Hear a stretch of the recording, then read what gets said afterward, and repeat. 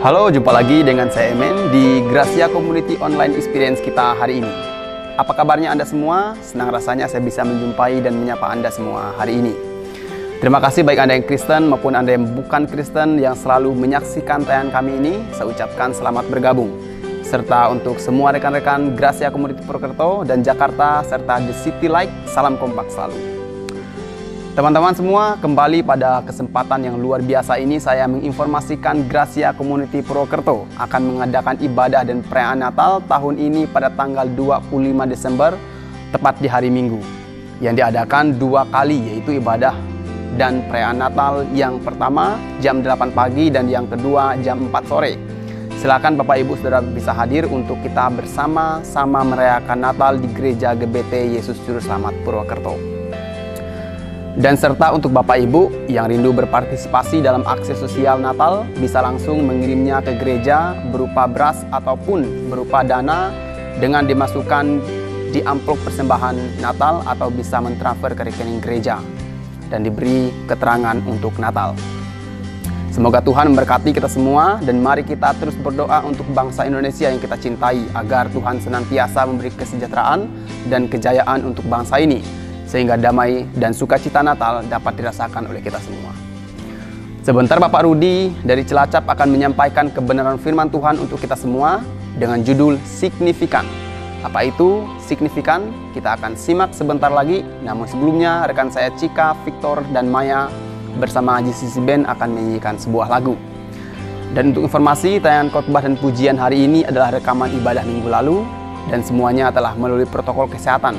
Jadi teman-teman semua jangan kemana-mana dulu, tetap stay di channel ini. God bless you.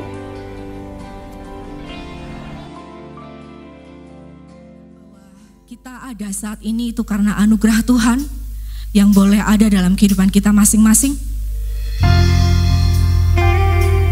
Saat ini kita boleh siapkan hati kita.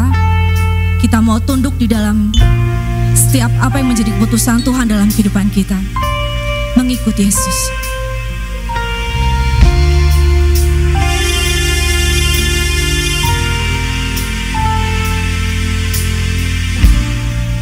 Semua karena anugerah-Mu kita ada saat ini.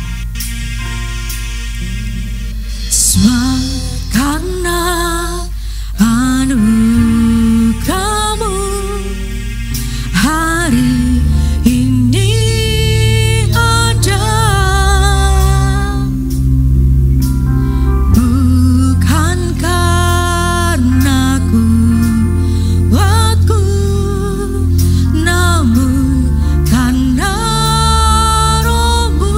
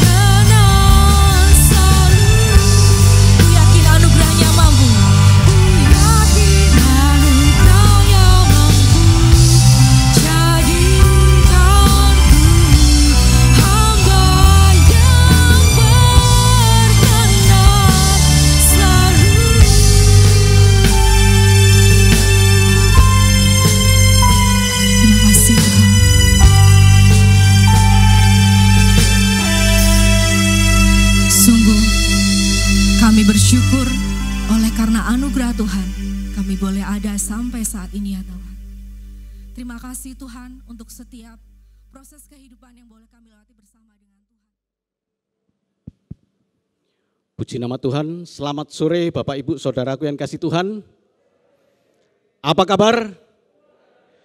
Ya, puji nama Tuhan, sore hari ini kita mengucap syukur karena Tuhan memberikan kesempatan kepada kita untuk beribadah. Itu satu anugerah yang besar dari Tuhan. Bapak Ibu Saudaraku, terima kasih ya buat kesempatan yang begitu indah ini kepada Tante Louis dan juga Pak Yason yang sudah memberikan kepercayaan kepada saya untuk menyampaikan kebenaran firman Tuhan. Kita sama-sama belajar di dalam kebenaran firman Tuhan ini, bukan berarti saya lebih hebat, tidak, tapi kita semua dalam proses untuk menjadi lebih baik, untuk mempersiapkan diri menghadap Tuhan pada waktu kedatangannya. Bapak Ibu Saudaraku, hari ini kita akan belajar mengenai signifikan. Ya, kita buka dalam Maleakhi 3 ayat 17 sampai dengan 18. Mereka akan menjadi milik kesayanganku sendiri, firman Tuhan semesta alam, pada hari yang kusiapkan, aku akan mengasihi mereka sama seperti seorang menyayangi anaknya yang melayani dia. Maka kamu akan melihat kembali perbedaan antara orang benar dan orang fasik, antara orang yang beribadah kepada Allah dan orang yang tidak beribadah kepada Allah. Amin.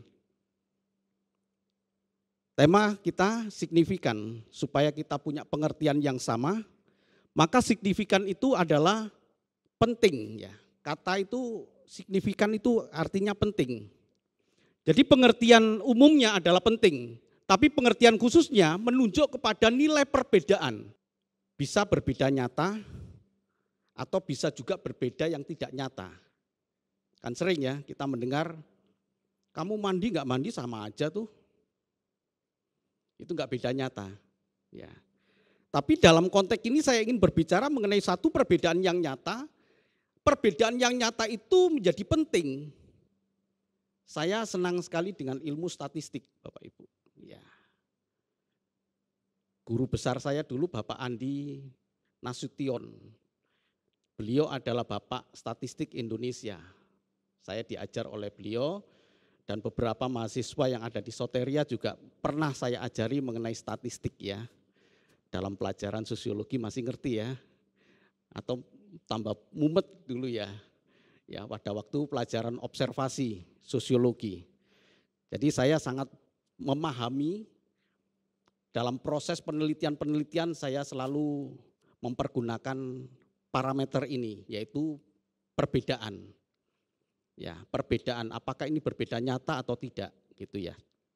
Tapi dalam konteks yang saya coba tarik dengan keadaan rohani di dalam firman Tuhan ini, maka saya mengambil satu keputusan untuk ini artinya adalah satu perbedaan yang nyata. Beda nyata. Firman Tuhan ini berkata, mereka akan menjadi milik kesayanganku sendiri. Siapakah mereka ini? Bapak Ibu tentu bisa tahu ayat 13 sampai dengan ayat yang ke-16. Ada dua golongan orang di situ. Golongan pertama adalah golongan orang yang kurang ajar. Golongan yang kedua adalah orang yang takut akan Allah. Dalam ayat 13, ini adalah golongan pertama, adalah golongan orang-orang yang kurang ajar, yang dikatakan demikian, bicaramu kurang ajar tentang aku, firman Tuhan, tetapi kamu berkata, apakah kami bicarakan di antara kami tentang engkau? Ditegur oleh Tuhan, pura-pura dia tidak tahu kalau dia punya salah. Sore hari ini kita siap-siap buka hati ya, jadi kalau ada sesuatu hal yang mengena dalam hidup kita, jangan marah kepada saya, bersyukurlah kepada Tuhan karena hari ini Tuhan melawat kita. Sebelum hal ini kena kepada Bapak Ibu, saya juga kena terlebih dulu. Saya kadang-kadang merasa benar, padahal saya salah. Saya ini orang yang tidak sabar. Saya sering marah kepada istri saya. Merasa benar. Tapi kemudian harus kita sadari itu salah. Jadi kalau ada orang yang merasa benar seperti di dalam ayat 13 ini, bicaramu kurang ajar. Loh, kurang ajar gimana? Apa yang kami katakan? Kamu berkata adalah sia-sia beribadah kepada Allah. Apakah untungnya kita memelihara apa yang harus dilakukan terhadapnya dan berjalan dengan pakaian berkabung di hadapan Tuhan semesta alam? Apa untungnya? Nah, kalau kita lihat kemudian pada bagian ayat 16 itu berbicara ada golongan orang-orang yang takut akan Tuhan. Yang berbeda dengan ayat 13, 14, dan 15. Kemudian ayat yang ke-16 ini berkata, beginilah bicaramu satu sama lain, orang-orang yang takut akan Allah. Jadi Bapak Ibu Saudaraku, kita coba melihat perbedaan ini ya. Orang benar akan berkata, Tuhan memperhatikan. Di mana ayatnya? Ayat 16 berkata, beginilah bicaramu satu sama lain, orang-orang yang takut akan Tuhan. Tuhan memperhatikan dan mendengarnya. Sampai di sini saya harus berhenti sejenak Bapak Ibu.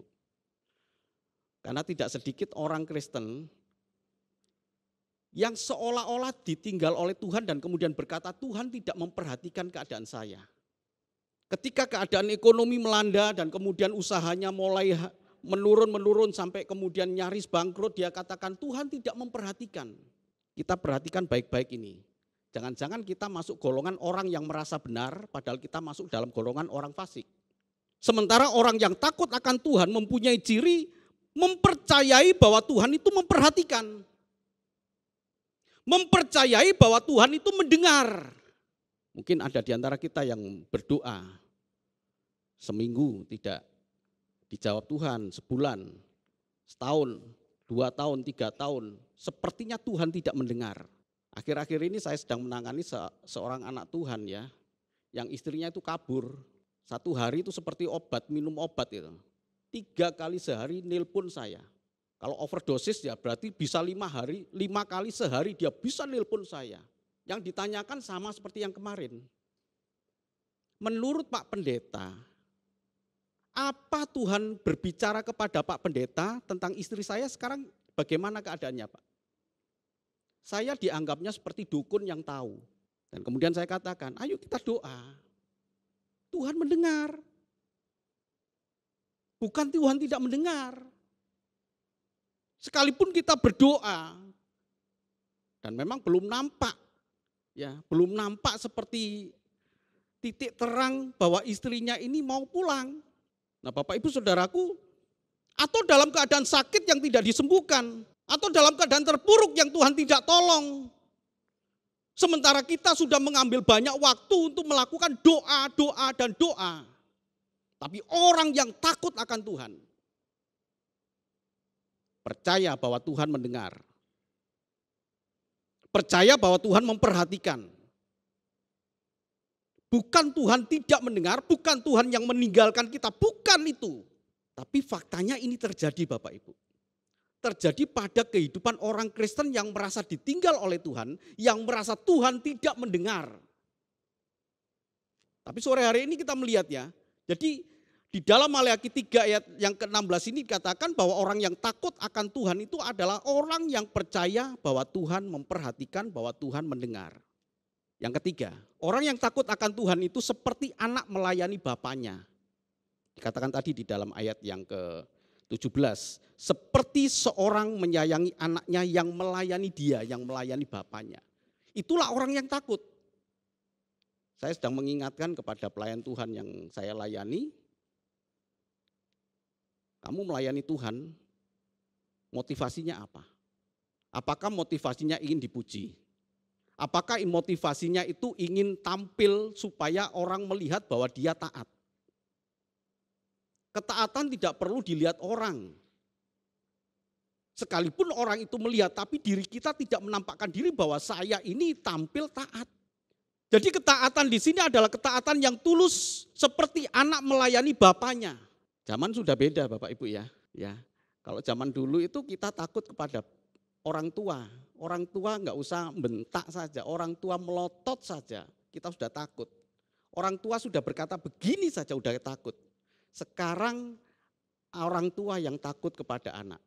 Dulu kita sekolah, zaman-zaman mungkin yang sudah lanjut ya. Kalau kita salah, saya dulu sekolah SD, kalau sudah salah, tidak mengerjakan PR dan lain sebagainya, tangan sudah siap diginikan. Saya masih ingat nama guru saya karena itu sangat berkesan sekali. Ya. Bu Sutinem, ya. Bu Sutinem kalau saya sudah begini, dia ngajar matematika, berhitung pada saat itu dikatakan dia sudah mengambil penggaris, ceplak.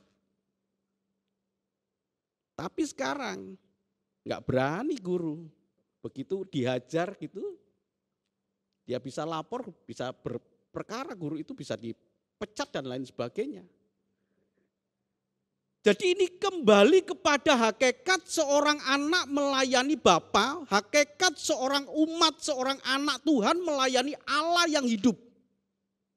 Dalam bentuk ketaatan yang tidak ingin dipuji. Betul-betul ketaatan yang tulus.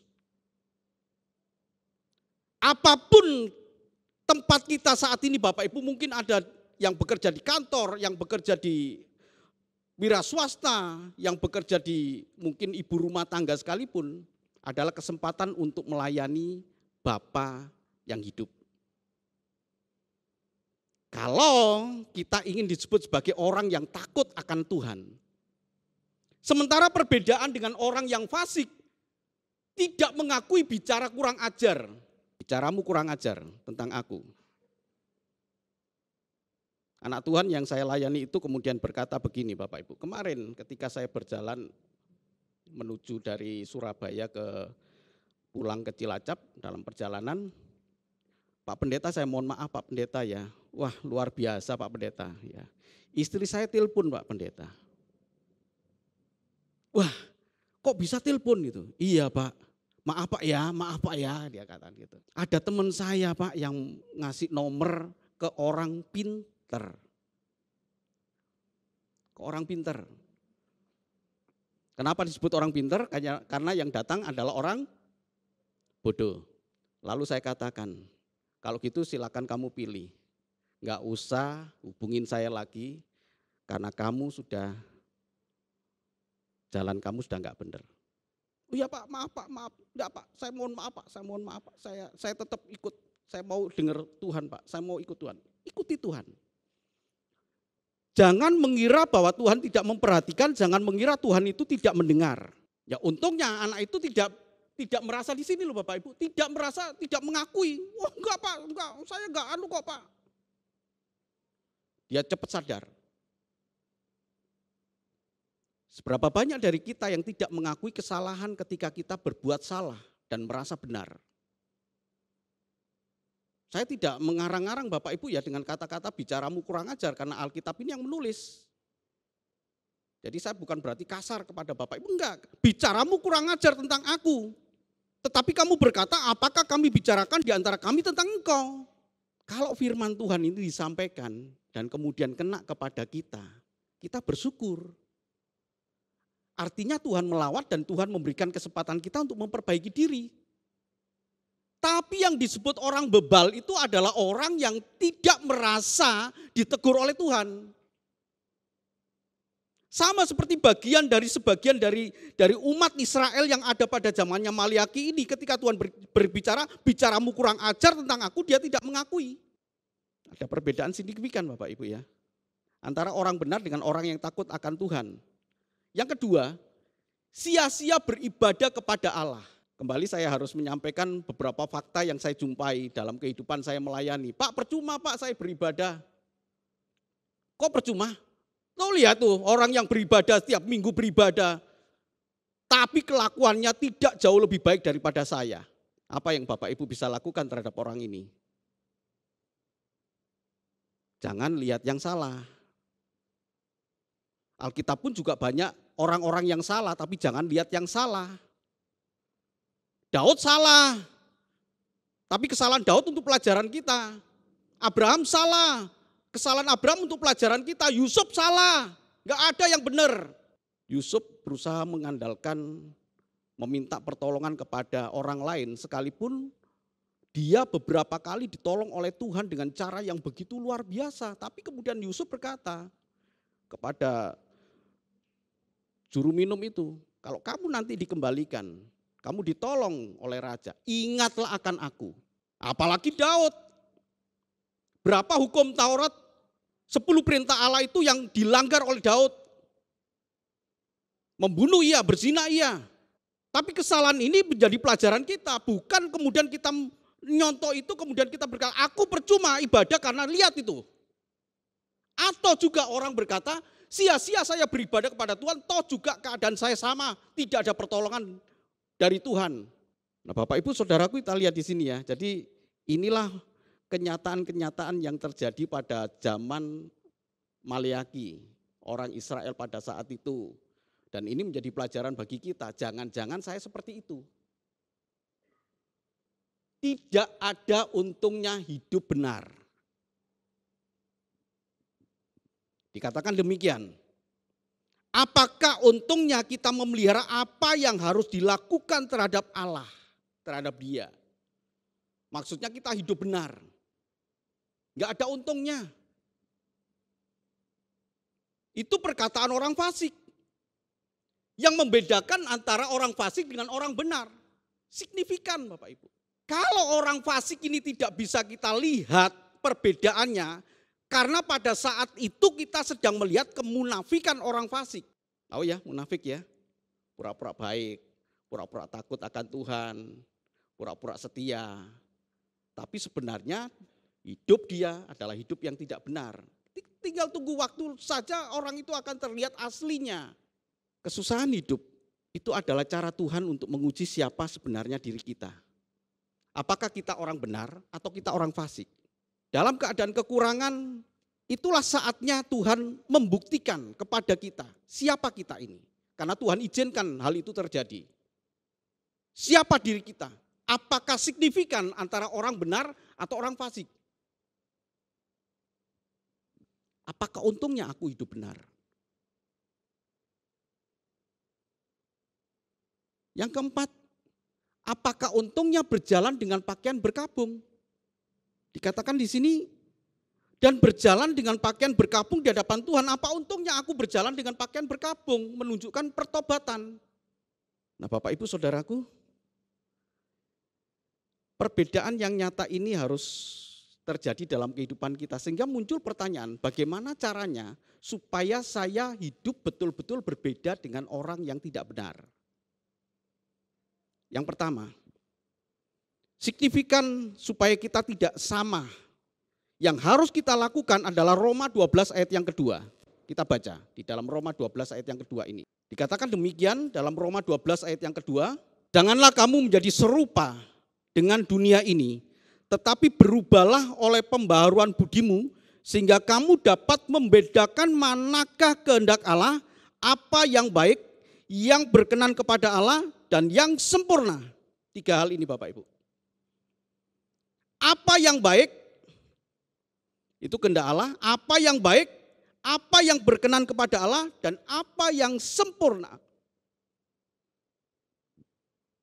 Untuk bisa berbuat baik, tidak perlu menjadi Kristen Bapak Ibu.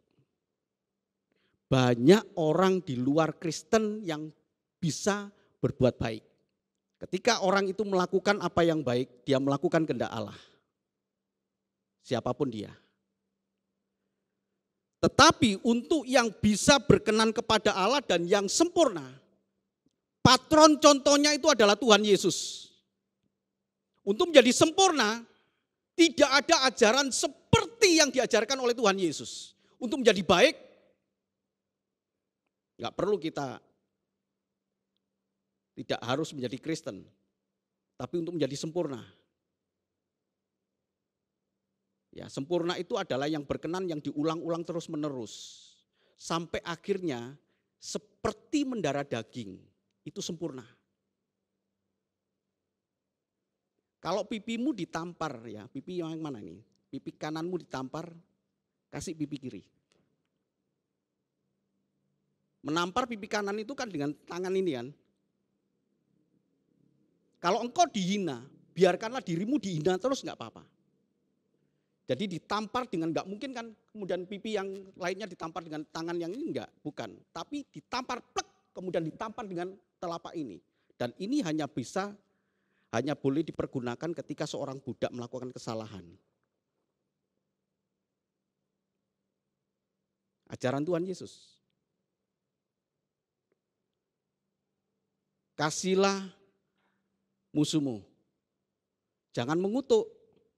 Apa itu mengutuk? Mengutuk itu adalah menghendaki suatu kecelakaan, suatu keadaan tidak baik yang terjadi pada orang yang kita benci.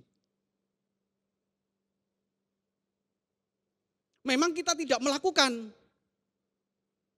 Oh saya tidak membalas dia, tapi begitu orang yang kita benci itu mengalami kecelakaan, mengalami kerugian, senangnya minta ampun.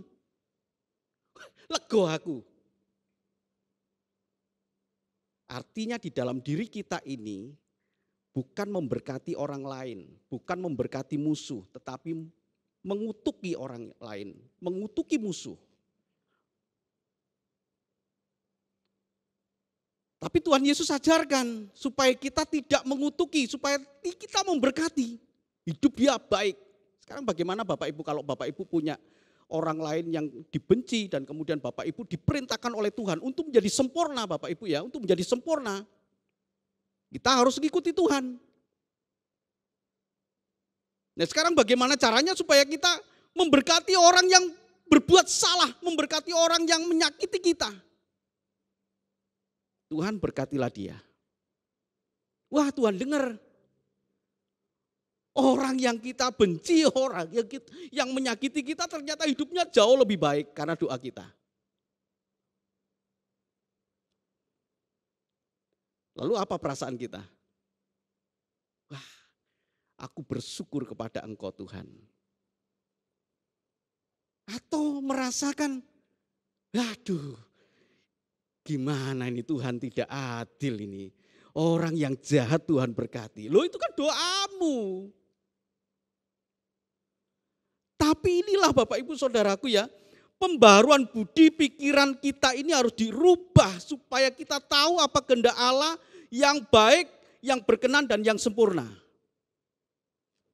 Dan untuk hidup sempurna tidak ada cara lain, kita harus ngikut Tuhan Yesus. Untuk hidup sempurna, yaitu hidup yang berkenan yang dilakukan terus-menerus sampai kita memiliki kebiasaan hidup. Sama seperti mengampuni. Berapa kali, kata Petrus kepada Tuhan Yesus, berapa kali kami harus mengampuni orang yang bersalah kepada kami? Ya, kemudian Tuhan bertanya, dan Petrus kemudian menjawab 7 kali. Bukan, 70 kali 7. Berapa 70 kali 7? 490, apakah kita hitung 1, 2, 3 sampai dengan 4? Enggak, sampai pengampunan itu mendarah daging dalam hidup kita. Sebesar apapun kesalahan orang lain, kita mudah mengampuni. Itu sempurna. Inilah yang bisa membedakan kita dengan orang lain. Janganlah kamu menjadi serupa dengan dunia ini, tetapi berubahlah oleh pembaruan budimu, sehingga kamu dapat membedakan manakah kehendak Allah, apa yang baik, yang berkenan, dan yang sempurna. Yang kedua, supaya kita signifikan antara orang merdeka dibebaskan dari hukum maut dan orang yang menyalahgunakan kemerdekaan hidup dalam dosa untuk menerima penebusan kembali berulang-ulang. 1 Petrus 2 ayat yang ke-16. 1 Petrus 2 ayat yang ke-16 berkata demikian. Hiduplah sebagai orang merdeka dan bukan seperti mereka yang menyalahgunakan kemerdekaan itu untuk menyelubungi kejahatan-kejahatan mereka, tetapi hiduplah sebagai hamba Allah. Artinya ada perbedaan antara orang yang merdeka dengan orang yang menyalahgunakan kemerdekaan. Orang yang merdeka itu adalah orang yang berusaha sekuat tenaga dia untuk hidup benar di hadapan Tuhan. Sementara orang yang menyalahgunakan kemerdekaan, nah ini Bapak Ibu, gampanglah saya salah, toh juga nanti saya minta ampun kepada Tuhan, Tuhan akan hapuskan, Tuhan akan ampuni. Terus berulang-ulang. Gampanglah, masih ada kesempatan untuk mengaku dosa di hadapan Tuhan, selesai. Tipu sedikit bolehlah, nanti datang kepada Tuhan, Tuhan ampuni Tuhan. Anak Tuhan tadi yang saya layani kemudian berkata, Pak, sambil menangis dia, maafkan saya, ampuni saya Tuhan, yuk kita doa. Kemudian karena saya dalam posisi perjalanan, kemudian saya berhenti sejenak, kemudian saya berdoa. Yuk kita berdoa. Karena dia menyadari. Dan saya katakan jangan diulangi lagi. Kalau engkau mengulangi lagi dengan konsep yang sama atau gampang juga datang kepada Tuhan, itu menyalahgunakan kemerdekaan. Jadi orang ini tidak bisa membedakan antara orang yang merdeka dengan orang yang menyalahgunakan kemerdekaan. Seolah-olah dia orang merdeka tapi dia menyalahgunakan kemerdekaan. Sesungguhnya dia tidak signifikan dengan orang yang benar. Pembedaan coba kita lihat Bapak Ibu, signifikan. Ini kita harus hati-hati di bagian ini ya, penghakiman. 1 Petrus 4 ayat 17 sampai dengan yang ke-18 saya bacakan. Dan jika kamu menyebutnya Bapa, yaitu Dia yang tanpa memandang muka. Karena sekarang telah tiba saatnya penghakiman dimulai. Dan pada rumah Allah sendiri yang harus pertama-tama dihakimi. Dan jika penghakiman itu dimulai pada kita, bagaimanakah kesudahannya dengan mereka yang tidak percaya kepada Injil Allah? Dan jika orang benar hampir-hampir tidak diselamatkan, apakah yang akan terjadi dengan orang fasik dan orang berdosa? Dalam ayat ini penghakiman bukanlah penghakiman kita menghadap takhta pengadilan Kristus, tapi penghakiman Allah adalah saat sekarang, yaitu kesukaran hidup sebagai penyucian dan Allah lakukan selalu dimulai dari rumah Allah, dari orang yang percaya.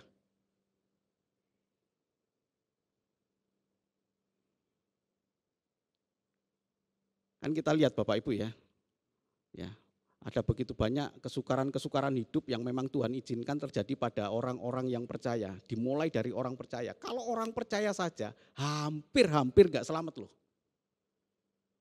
Karena ada yang putus asa. Paulus katakan begini, ya. 1 Korintus, coba kita buka di dalam 2 Korintus 4 ayat 7 sampai dengan ayat yang ke-9 dikatakan demikian. Ini Rasul Paulus. Jadi kesukaran-kesukaran hidup kita ini mendorong kita untuk kita tetap memegang teguh kepada Allah iman percaya kita. Tetapi harta ini kami punyai dalam bencana tanah liat supaya nyata bahwa kekuatan yang melimpah-limpah itu berasal dari Allah, bukan dari diri kami. 2 Korintus 4 ayat yang ke-8 berkata, dalam segala hal kami ditindas, namun tidak terjepit, kami habis akal, namun tidak putus asa, kami dianiaya, namun tidak ditinggalkan sendirian, kami diempaskan, namun tidak binasa.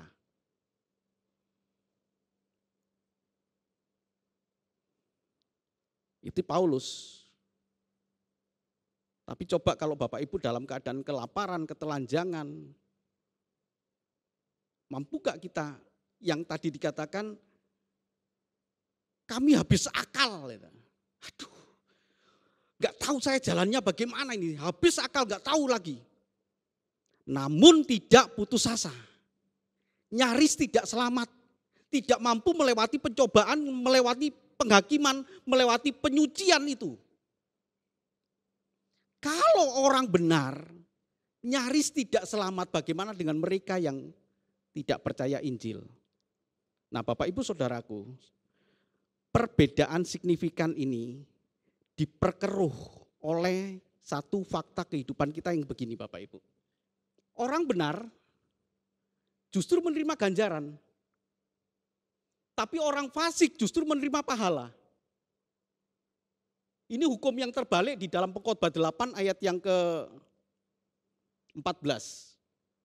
Jadi ini yang membuat orang sampai, ya percuma aku hidup benar, percuma aku beribadah, percuma aku mempertahankan hati yang bersih. Kalau begini, ayat 14 berkata, adalah suatu kesia-siaan yang terjadi di atas bumi.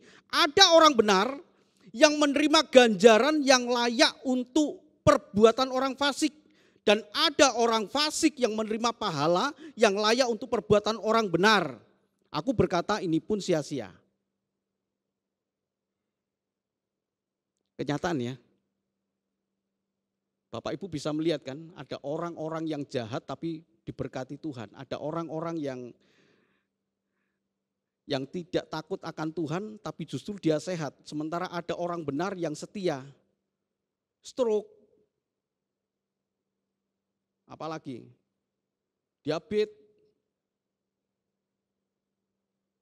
ya, ngalami sakit penyakit. Seperti yang ada di dalam Mazmur 73 ayat 1 sampai dengan yang ke-6 ini berbicara, Bani Asaf berkata, sedikit lagi aku tergelincir, kepleset sedikit lagi ketika aku melihat kemujuran orang fasik.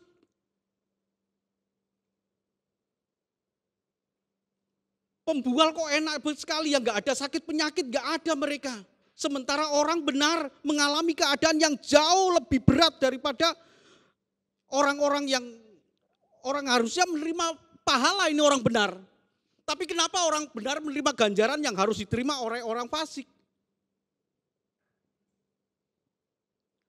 Disinilah Bapak Ibu Saudaraku, kita perhatikan ya, kekuatan iman kita itu menunjukkan seperti tadi, pembaruan budi, kemudian kita merasa orang merdeka. Sehingga terjadilah pembedaan antara orang benar dengan orang fasik. Selama kita hidup dan kemudian kita punya konsep seperti orang fasik, sia-sia saya beribadah, sia-sia saya bertobat, sia-sia saya melakukan apa yang benar di hadapan Tuhan, faktanya saya hidup susah. Maka kita tidak berbeda dengan orang fasik. Saat ini Tuhan memberikan pelajaran yang begitu indah untuk kita belajar. Ya, kita belajar sungguh-sungguh supaya signifikan antara orang benar dengan orang yang fasik. Jadilah orang benar yang betul-betul takut akan Tuhan. Tuhan memberkati. Amin. Saya undang kita bangkit berdiri.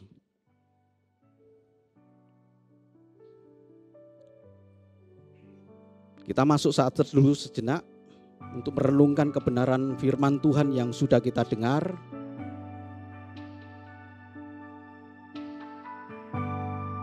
Kita merasa seperti orang yang percaya kepada Tuhan. Tetapi sesungguhnya kepercayaan kita sangat lemah. Ketika kita menghadapi kesukaran-kesukaran hidup, kita seringkali putus asa.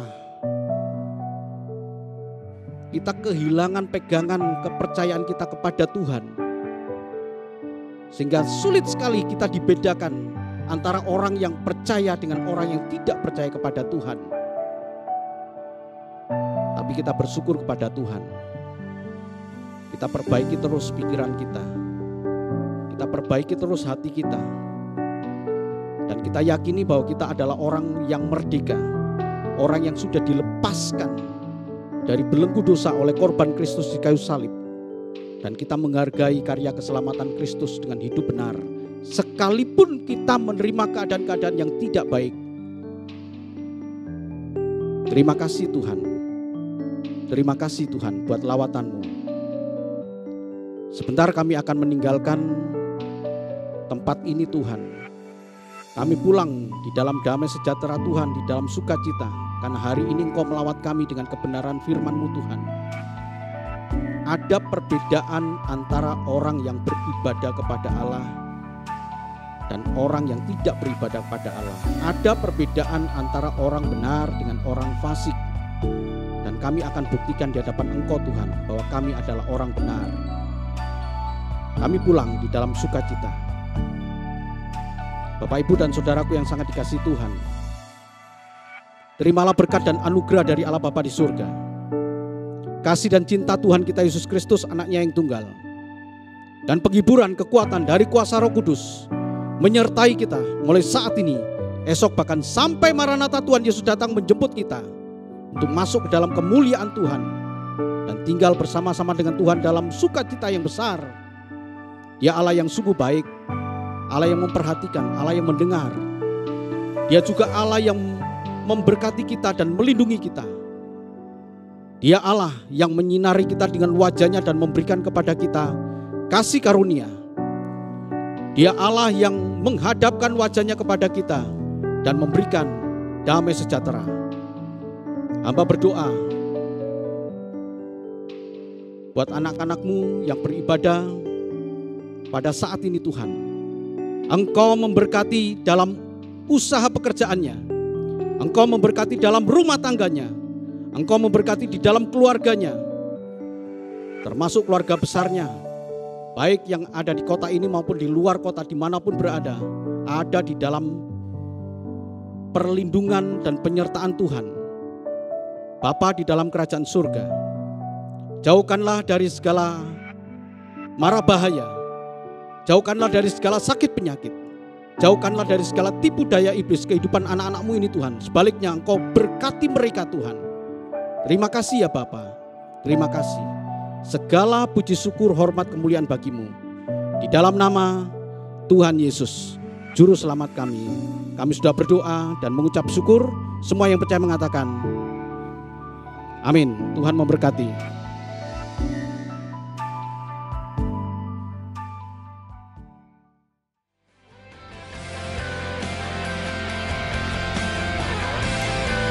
Terima kasih untuk Bapak Pendeta Rudi untuk firman Tuhan hari ini. Semoga kita semua dikuatkan dan diberkati oleh kebenaran firman Tuhan hari ini.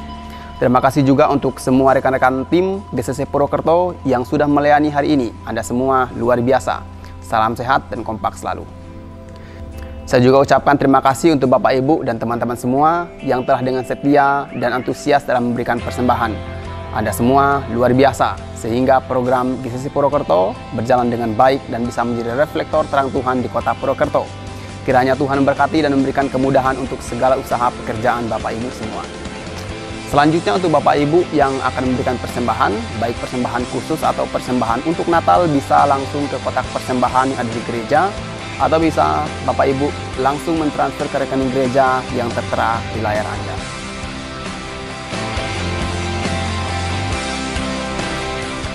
Teman-teman, walaupun pandemi sudah mereda, tapi mari tetap kita patuhi protokol kesehatan yang ada dengan tetap menggunakan masker, rajin cuci tangan, dan hindari kerumunan. Lindungi diri Anda, keluarga, dan Indonesia. Saya Emen, sampai jumpa di online experience kita Jumat depan. Tuhan Yesus memberkati kita semua.